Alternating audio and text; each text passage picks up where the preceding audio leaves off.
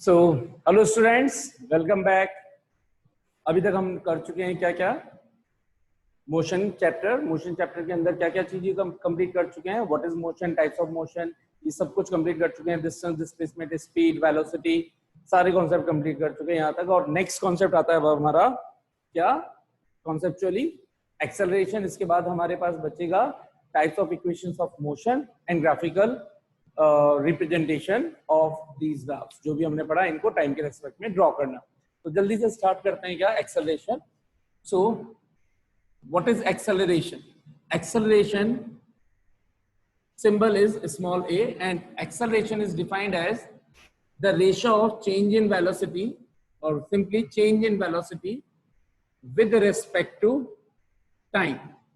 The change in velocity with respect to time is called acceleration, and it is represented by small a, and acceleration is a vector quantity. It means why? Because it is involving which physical quantity? Velocity. And velocity I have already made clear that velocity should be a vector quantity. So how to write in terms of mathematical relations? So change के लिए word use करते हैं delta. कहीं पे भी ये triangle shape आ जाए, इसको क्या रीड करना है? डेल्टा। और डेल्टा का मतलब माइंड में क्या रीड करना है? चेंज। यानी कि कहीं पे भी वर्डिंग में लिखा हुआ है चेंज इन, तो उसको मैथमेटिकल सिंबल क्या दोगे? डेल्टा। सो डेल्टा, और उसके बाद जो भी फिजिकल क्वांटिटी लिखी होती है उसको सिंबल फॉर्म में लिख दो। So delta we. So delta we कहीं पे भी लिखा हो उसको रीड क्या करना है? Change in velocity. और कहीं लिखा हो चेंज इन वेलोसिटी तो मैथमेटिकली कैसे लिखना है? Delta v with respect to. कभी भी विद रेस्पेक्ट टू आ जाए तो अपॉन कर दो। किसके रेस्पेक्ट में कर रहे हैं? टाइम के रेस्पेक्ट में, तो अपॉन टाइम। तो टाइम इंटरवल लिख देता हूं ताकि आपको ध्यान रहेगा। Change in time, time interval का मतलब ही चेंज इन टाइम। तो delta v upon delta t. So that's how we define the acceleration. It is a vector quantity. और अब क्योंकि आपके बहुत हाई लेवल पे तो है नहीं, तो अगर वेक्टर फॉर्म में लिखना हो तो आप ऐसे लिखेंगे, delta V vector upon delta T. ठीक। तो this is scalar form, this is vector form. Scalar मतलब मैग्नीट्यूड फॉर्म, जिसके अंदर हम डायरेक्शंस की ज्यादा दिक्कत नहीं रखते। इसकी ऐसा यूनिट पूछे तो ऐसा यूनिट क्या हो जाएगी? सो ऐसा यूनिट, देखिए यूनिट कैसे निकालते हैं? जो भी आपको फॉर्मूला दे रखा हो उसके, जो भी आप जिस भी फिजिकल क्वांटिटी की आप क्या निकालना चाहो, यूनिट निकालना चाहो, पहले उसका फॉर्मूला लिख लो। उस फॉर्मूले में आने वाली फिजिकल क्वांटिटीज देखो क्या क्या है, और उन फिजिकल क्वांटिटीज की यूनिट क्या होती है वो सब्स्टिट्यूट करते जाओ उसी फॉर्मेट में जिस फॉर्मेट में फॉर्मूला फॉर्म हुआ है। तो हमारा फॉर्मूले में डेल्टा वी की यूनिट क्या होगी? तो डेल्टा वी है तो टाइप ऑफ वेलोसिटी, वेलोसिटी की unit metre per second, time की यूनिट सेकेंड, और ये कैसे है रिलेटेड? Upon second. तो मीटर अपॉन सेकेंड, तो सेकेंड कहां चला जाएगा? नीचे। तो मीटर पर सेकेंड स्क्वायर, तो ये हो गई मीटर पर सेकेंड स्क्वायर इसकी unit. Other unit, another unit, CGS unit अगर मैं पूछूं, मैंने आपको पढ़ा रखा है सीजीएस सिस्टम क्या होता है। अदर यूनिट सीजीएस, सीजीएस बोले तो जब आप लेंथ को मेजर करो सेंटीमीटर में, मास को मेजर करो ग्राम में, और टाइम को सेकंड में, तो अगर यहाँ पे देखें मीटर को सेंटीमीटर और टाइम को सेकंड लिखे तो अनदर यूनिट क्या बन जाएगी? Centimetre per second square. So that's how we measure the what acceleration, unit of acceleration. ठीक है, यहां तक समझ में आ गया? नाउ लेट्स डिस्कस कि अगर कोई ऑब्जेक्ट किसी इनिशियली किसी पर्टिकुलर वेलोसिटी से चल रहा हो, मूव कर रहा हो, और आफ्टरवर्ड्स इसकी वेलोसिटी कुछ और हो जाए। तो let an object is moving with some initial velocity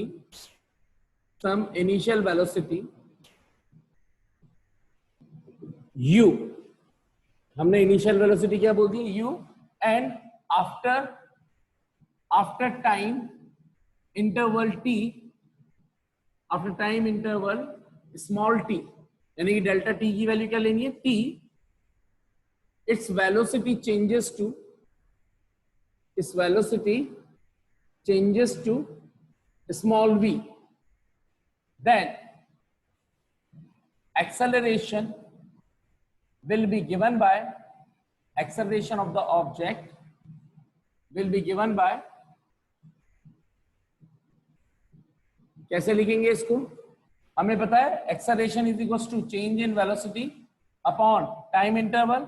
तो change in velocity, initially object move कर रहा था, let's suppose this is the object, its initial velocity is u। ये किस स्पीड से मूव कर रहा था, यानी कि v1 बोल दी गई है u।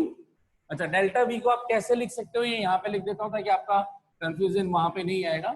डेल्टा v का मतलब चेंज इन वेलोसिटी, तो हमेशा आप लिखेंगे final velocity minus initial velocity, या v2 minus v1 upon t2 minus t1। Final velocity vf minus initial velocity vi upon final time minus initial time. तो initial velocity v1 हो और final v2 हो तो v2 minus v1 upon t2 minus t1, और f का मतलब final, i का मतलब इनिशियल। तो यहाँ पे इनिशियल या v1 कितना बोल दिया गया है u, और फाइनली इसकी वेलोसिटी कितनी हो चुकी है v, यानी कि v2 हो गया है v। तो चेंज इन वेलोसिटी कितना निकलेगा, v2 माइनस v1 बोले तो final minus initial v minus u, और यहां से यहां तक जाने में टोटल टाइम इंटरवल कितना लगा t, तो अपॉन t। तो हमारे पास फॉर्मूला आ गया एक्सेलरेशन का v minus u upon t, final velocity. अब आपको ध्यान रखना है, आगे हम इक्वेशन ऑफ मोशन पढ़ने वाले हैं, तो these are the standard symbols. Standard symbols बोले तो हमेशा कभी भी आपको न्यूमेरिकल्स में वर्डिंग में कहीं पे भी आए कि व्हाट इज इनिशियल वेलोसिटी, तो आपको u को हमेशा ही इनिशियल वेलोसिटी लेना है, इनिशियल वेलोसिटी। v हमेशा फाइनल वेलोसिटी ही लेनी है, फाइनल वेलोसिटी। और t या डेल्टा t आपका टाइम इंटरवल, तो बाय डिफॉल्ट t ले लोगे, अदरवाइज कुछ और टाइम 10 सेकेंड टू 18 सेकेंड बोलेंगे तो फिर उसका गैप निकाल करके आप सब्स्टिट्यूट करोगे।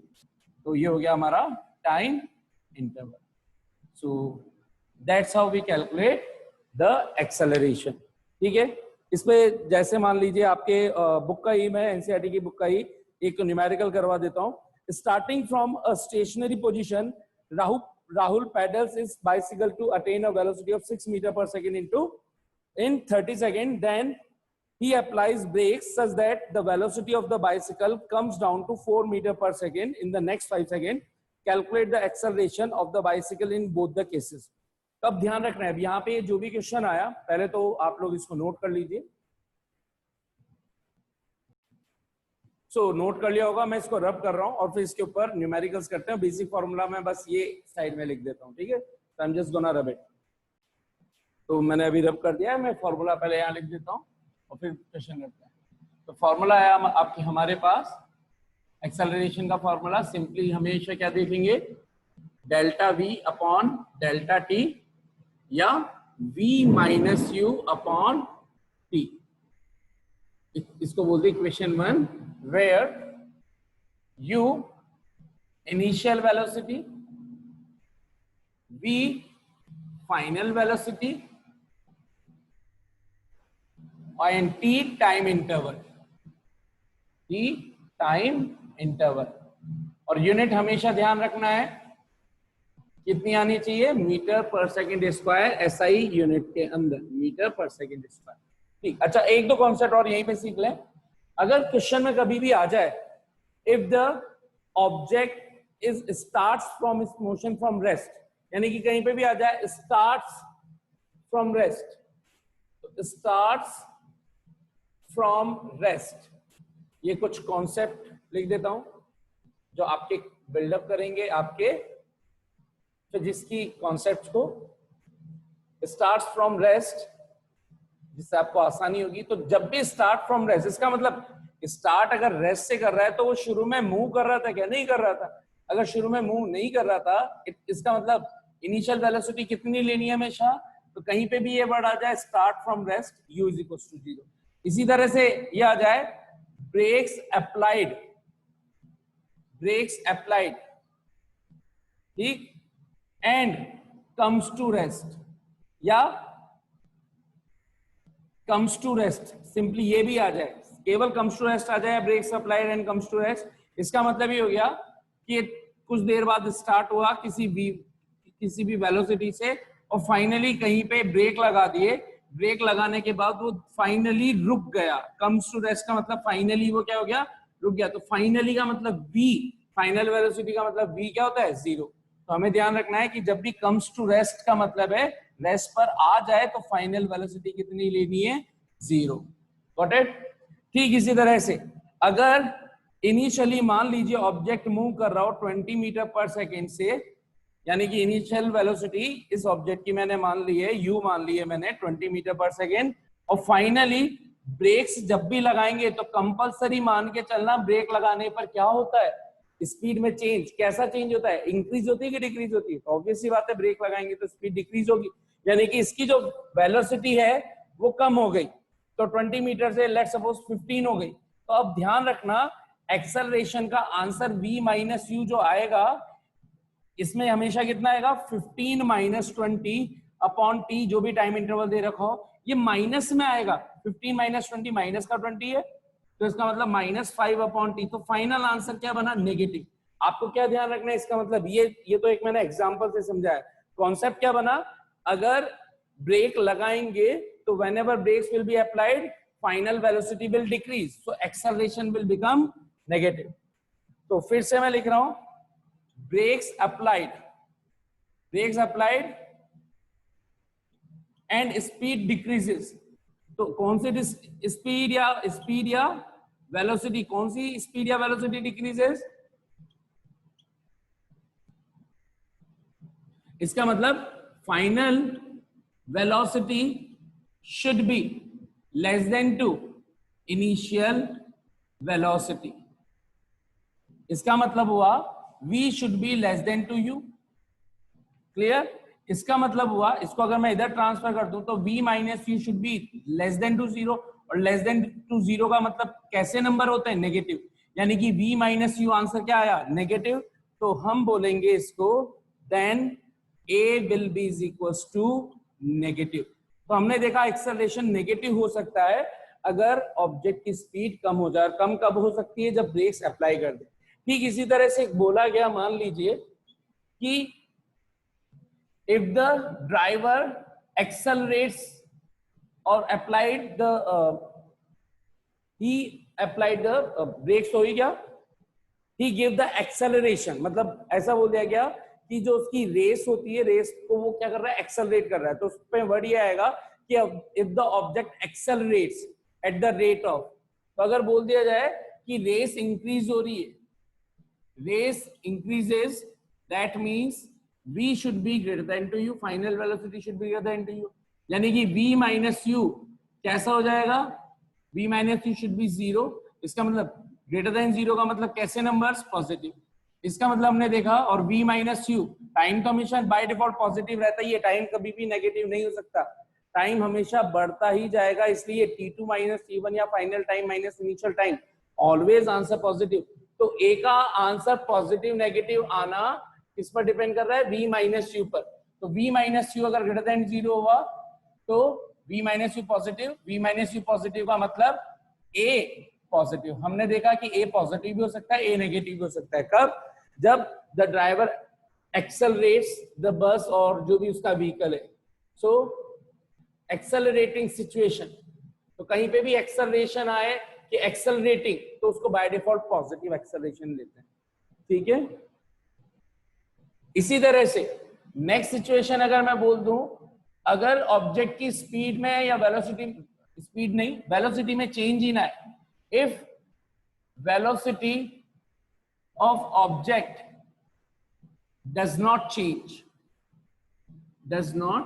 अगर चेंज ही नहीं हो रहा तो इसका मतलब क्या होगा, v is equal to u होगा, और v is equal to u होगा तो v माइनस क्यू यू क्या हो जाएगा, जीरो हो जाएगा, और v माइनस यू जीरो हो जाएगा, तो a is equal to v minus U upon T में zero upon T, acceleration zero आ गया। इसका मतलब जब भी v is equal to U हो, इसका मतलब हुआ वेलोसिटी में कोई चेंज ही ना हो तो एक्सेलरेशन क्या होगा, जीरो। इसका मतलब a जीरो को हम क्या बोलते हैं, no acceleration will be produced in the motion of object, in the motion of object. तो आपको ध्यान रखना है कि एक्सेलरेशन होने के लिए कंपलसरी कंडीशन क्या बन गई, v can not be equal to u। तो ये मैं नेक्स्ट कॉन्सेप्ट लिख देता हूं। So that is for any accelerated motion,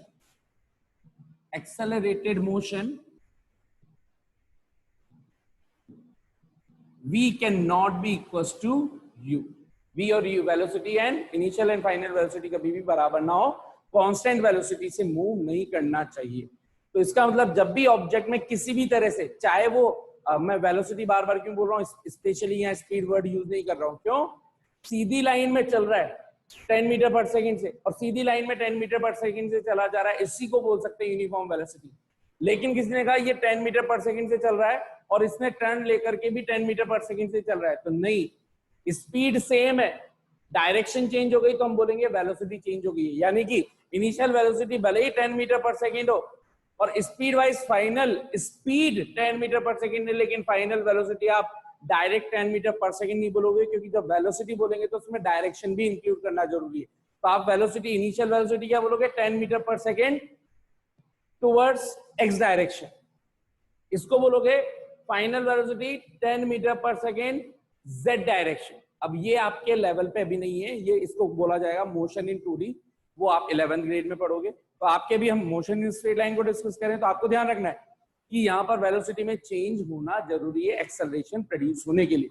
अगर वेलोसिटी में चेंज नहीं तो एक्सेलरेशन भी नहीं, वेलोसिटी में चेंज होगा तो ही होगा एक्सेलरेशन। क्लियर है इतनी बात? अब इस क्वेश्चन को करते हैं। तो और इससे पहले इस सारे कॉन्सेप्ट को आप फोटो वोटो खींच लो या नोट कर लो, जैसे भी है, ठीक है।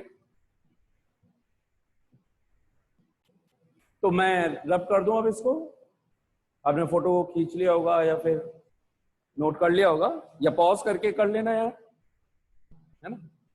तो इसको रब कर देते हैं और क्वेश्चन करते हैं।